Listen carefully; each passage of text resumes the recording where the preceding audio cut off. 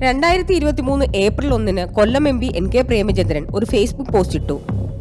നീണ്ടകര താലൂക്ക് ആശുപത്രിയിൽ അർബുദരോഗ ചികിത്സയ്ക്ക് പ്രത്യേക പദ്ധതി പരിഗണനയിൽ.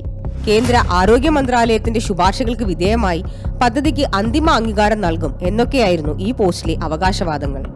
പതിവ് പോലെ പോസ്റ്റിനൊപ്പം ഒരു പത്രവാർത്തയും. എന്നാൽ യാഥാർത്ഥ്യം എന്താണ്?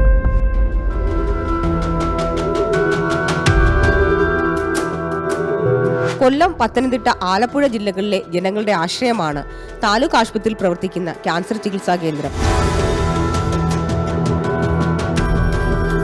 ചവറ MLA ആയിരുന്ന N. വിജയൻപിള്ള ആസ്തി വികസന ഫണ്ടിൽ നിന്ന് 1.25 കോടി ചിലവഴിച്ചാണ് വാടക കെട്ടിടത്തിൽ പ്രവർത്തിച്ചിരുന്ന ആശുപത്രിക്ക് പുതിയ കെട്ടിടം നിർമ്മിച്ചതും മറ്റ് സൗകര്യങ്ങൾ ഏർപ്പെടുത്തിയതും. പിന്നീട് സുജിത്ത് വിജയൻപിള്ള MLA ആയപ്പോഴും ക്യാൻസർ സെന്ററിന്റെ വിപുലീകരണത്തിനായുള്ള ശ്രമങ്ങൾ ആരംഭിച്ചു. RCCയുമായി ചർച്ച നടത്തി. കേന്ദ്ര സംസ്ഥാന സർക്കാരുകളുടെ സംയുക്ത ഫണ്ട് ലഭിക്കുന്ന വിധത്തിൽ പ്രോജക്റ്റ് തയ്യാറാക്കി. RCC തയ്യാറാക്കിയ 30 കോടിയുടെ പ്രോജക്റ്റ് കേന്ദ്ര ന്യൂനപക്ഷ മന്ത്രാലയത്തിന് സമർപ്പിച്ചു. എന്നാൽ കഴിഞ്ഞ സാമ്പത്തിക വർഷം പ്രോജക്റ്റിന് വേണ്ടിയുള്ള തുക അനുവദിക്കാൻ കഴിയില്ലെന്നായിരുന്നു മന്ത്രാലയത്തിൽ നിന്നുള്ള മറുപടി. ഇതാണ് യാഥാർത്ഥ്യമെന്നിരിക്കെ കേന്ദ്രം ഏറ്റെടുക്കാതെ പോയ ഒരു പദ്ധതിയാണ് MP നടപ്പാക്കുമെന്ന് പറഞ്ഞതും പത്രവാർത്ത കൊടുത്തതും അതുവെച്ച് ഫേസ്ബുക്കിൽ പോസ്റ്റ് ഇട്ടതും. കോവിഡ് കാലത്തും കൊല്ലത്തെ MP ഇങ്ങനെ ജനങ്ങളെ പറ്റിച്ചിട്ടുണ്ട്.